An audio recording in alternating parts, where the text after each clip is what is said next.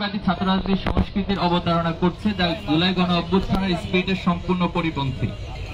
প্রিয় সাংবাদিক বন্ধুগণ, সহস্রাধিক শহীদের জীবন এবং অগণিত আহত ও পঙ্গুত্ব বরণকারীদের ত্যাগের বিনিময়ে অর্জিত সম্প্রীতি ও একতার বাংলাদেশে মানবিকতা, মূল্যবোধ, নাগরিক অধিকার, সুস্থ সংস্কৃতি, সন্ত্রাসমুক্ত, ন্যায় ইনসাফ ভিত্তিক সমাজ প্রতিষ্ঠা করা সকল নাগরিকের প্রধানতম কর্তব্য। যেখানে ছাত্র রাজনীতির মূল মন্ত্রই হবে একদল সৎ, দক্ষ ও দেশপ্রেমিক নাগরিক তৈরিতে ভূমিকা রাখা।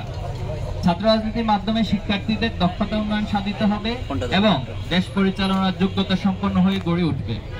বাংলাদেশ ইসলামী ছাত্র শিবির সেই লক্ষ্যেই কাজ করে যাচ্ছে, যা দেশবাসীর কাছে দৃশ্যমান। যমুনা স্মার্ট রেফ্রিজারেটর, স্মার্ট লাইফে স্মার্ট রেফ্রিজারেটর। কিন্তু আমরা অত্যন্ত উদ্বেগের সাথে লক্ষ্য করছি যে ছাত্র রাজনীতি নিয়ে যে জন আকাঙ্ক্ষা তৈরি হয়েছিল, তা কিছু ছাত্র সংগঠনের আধিপত্য নীতি, সন্ত্রাসী কর্মকাণ্ড, চাঁদাবাজি, দখলদারি, ট্যাগিং ও দোষ চাপিয়ে দেওয়ার হীন সংস্কৃতি চালু রাখার ফলশ্রুতিতে শিক্ষার্থীদের মধ্যে ছাত্র রাজনীতি নিয়ে বিমুখতা তৈরি হয়েছে এবং যা শিক্ষার পরিবেশকে বিনষ্ট করছে। নিষিদ্ধ ছাত্রলীগ বাংলাদেশ থেকে বিতাড়িত হলেও দুর্ভাগ্যজনকভাবে আমাদের বন্ধুপ্রতিম ছাত্র সংগঠন, ছাত্রদল তাদের পথ অনুসরণ করতে দেখা যাচ্ছে। ক্যাম্পাসে সকল ছাত্র রাজনৈতিক ও সামাজিক সংগঠন সমূহের মধ্যে পারস্পরিক শ্রদ্ধাবোধ, সহযোগিতা ও সহাবস্থান নিশ্চিত করে শিক্ষার সুষ্ঠু পরিবেশ বজায় রাখা সকলের দায়িত্ব। কিন্তু আমরা লক্ষ্য করছি বিভিন্ন ক্যাম্পাসে ছাত্রদল, ছাত্র শিবির সহ অন্যান্য ছাত্র সংগঠনকে অন্যায়ভাবে দমনের চেষ্টা করছে।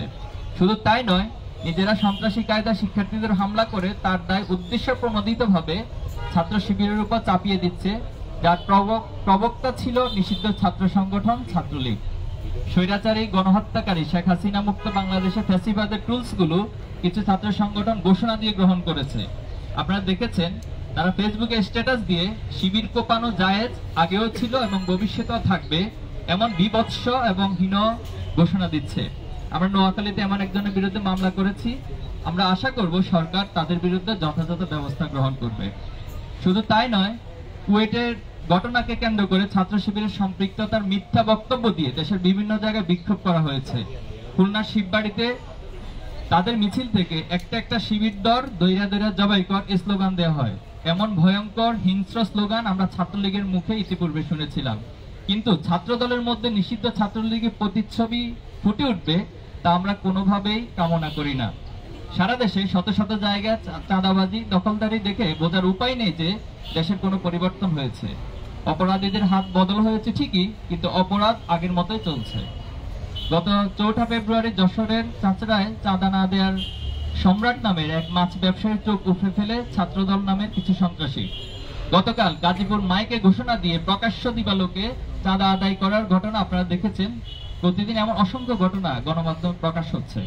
সম্মানিত উপস্থিতি, সম্প্রতি কুয়েট এমসি কলেজ এবং 20 ফেব্রুয়ারি তামিরুল মিল্লাত কামিল মাদ্রাসা যে হামলার ঘটনা সংঘটিত হয়েছে, তা একটি ছাত্র সংগঠনের নব্য ফ্যাসিবাদ হয়ে ওঠার ধারাবাহিকতারই অংশ বলে আমরা মনে করছি। খুলনা প্রকৌশল ও প্রযুক্তি বিশ্ববিদ্যালয়ের সাধারণ ছাত্রদের উপর ছাত্রদল, যুবদলের বহিরাগত সন্ত্রাসীদের নিয়ে প্রকাশ্য দিবালোকে পরিকল্পিতভাবে সশস্ত্র হামলা পরিচালনা করে, যেখানে অর্ধশতাধিক শিক্ষার্থী মারাত্মকভাবে আহত হয়।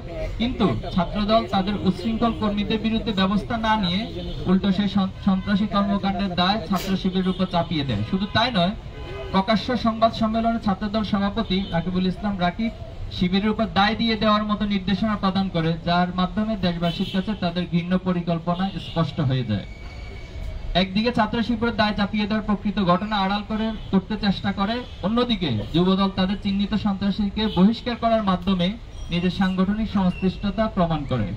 এই ঘটনায় দেশব্যাপী সমালোচনার ঝড় উঠলে তা ধামাচাপা দেওয়ার জন্য সিলেটের এমসি কলেজে আঞ্জুমানে তালামিজে ইসলামীয় কর্মী মিজানুর রহমান রিয়াদের সাথে শিক্ষার সাথে জড়িত নয়, তা প্রমাণিত হয়। কুয়েটে শিক্ষার্থীদের রক্তের দাগ শুকাতে না শুকাতেই গত 20 ফেব্রুয়ারি টঙ্গীতে তামিরুল মিল্লাত কামিল মাদ্রাসার শিক্ষার্থী এবং ছাত্র শিবিরের ওয়ার্ড সভাপতি ফজলে রাব্বি সিফাতকে হত্যার উদ্দেশ্যে ছাত্রদল সন্ত্রাসীরা কুপিয়ে জখম করে। শুধু তাই নয়, জোরপূর্বক নিজেদের পক্ষে স্বীকারোক্তি নিতে একাধিকবার ছাত্রদল কর্মীরা তাকে নির্যাতন করে। আসামিকে ছিনিয়ে নিয়ে ছাত্র শিবিরের বিরুদ্ধে বক্তব্য নিতে ছাত্রদল নেতাকর্মীরা থানার সামনে মব তৈরির চেষ্টা করে। আমরা এই ঘটনার সাথে জড়িত সকলকে গ্রেপ্তার ও দৃষ্টান্তমূলক শাস্তি নিশ্চিত করতে প্রশাসনের কাছে জোর দাবি জানাচ্ছি। পাশাপাশি হামলার সাথে জড়িতদের বিরুদ্ধে সাংগঠনিক ব্যবস্থা নিতে ছাত্রদলের প্রতি আহ্বান করছি। প্রিয় সাংবাদিক ভাইয়েরা, অন্তর্বর্তী সরকার গঠনের 7 মাস অতিক্রান্ত হলেও এখনো দেশে আইন শৃঙ্খলা পরিস্থিতি স্বাভাবিক হয়নি। প্রশাসনিক দুর্বলতার সুযোগে এখনো দেশে নানা প্রান্তে অপরাধ সংগঠিত হচ্ছে। সারা দেশে চাঁদাবাজি, ছিনতাই, ডাকাতি ও ধর্ষণের ঘটনা আশঙ্কাজনক হারে বেড়ে গেছে। উদ্বেগের বিষয় হলো, গণমাধ্যমের রিপোর্ট অনুযায়ী দেশের 273টি কিশোর গ্যাং সক্রিয় রয়েছে, যারা দেশকে অস্থিতিশীল করতে নানা ষড়যন্ত্র করলেও তাদের আইনের আওতায় আনা হচ্ছে না।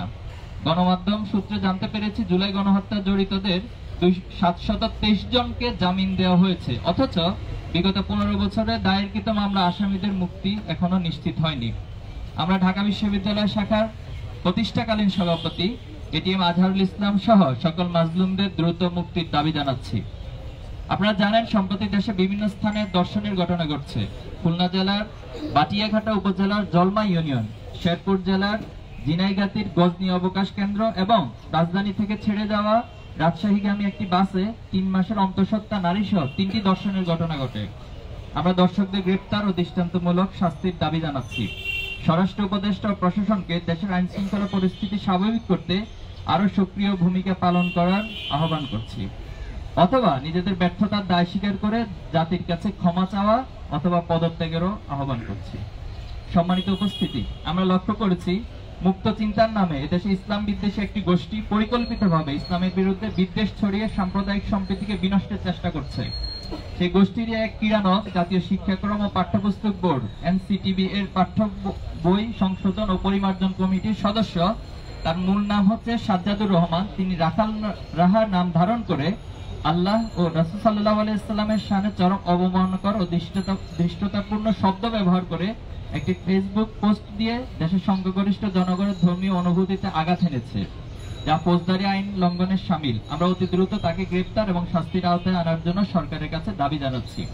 উপস্থিত সাংবাদিক বন্ধুগণ, পারস্পরিক সহযোগিতা ও ঐক্যবদ্ধ প্রচেষ্টার মাধ্যমে একটি সুখী, সমৃদ্ধি ও বৈষম্যহীন সবার বাংলাদেশ গঠন করা সম্ভব। এক্ষেত্রে রাষ্ট্রের চতুর্থ স্তম্ভ গণমাধ্যম ও জাতির বিবেক, সাংবাদিক কর্মীদের ভূমিকা অপরিহার্য।